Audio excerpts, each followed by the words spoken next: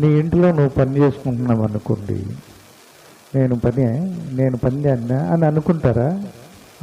అనుకోరు కదా. ఇది నా పని, నా బాధ్యత. చీమలను చూసుకోండి. ఒక ఇల్లు బాగుంది అని అంటే ఇల్లాలు బాగున్నట్టే కదా. అందుకనే పరిశుద్ధ గ్రంథం కూడా ఈ మాట మనకి చెప్పింది. ఇక్కడ పురుషుడు సోమరుడు అనుకోండి, అంతే కదా దాని అర్థం భర్త సోమరుడు. భార్యను చూసి నేర్చుకోవాలని చెప్పాడు.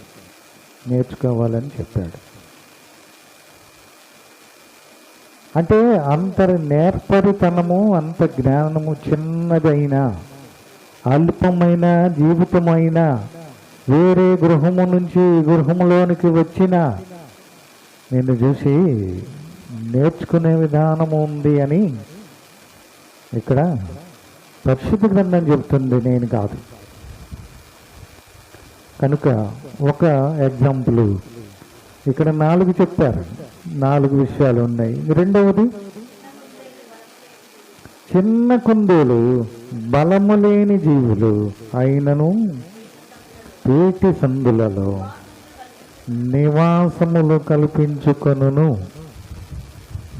కుందేలు ఎంతది? బలము లేని జీవి, కానీ బలమైన చోటు ఉంటుంది. దాని నివాసము ఎక్కడ? సింహము కూడా దాన్ని టచ్ చేయలేదు. ఎంత జ్ఞానము! సింహం ఎదురుగా ఉంటుంది. ఎక్కడ? పేటి సందు అంటే బండ సందే. ఏ బండ సందు మనం ఆత్మీయంగా ఆలోచిస్తే బండ సందు అంటే దేవుని సంఘములో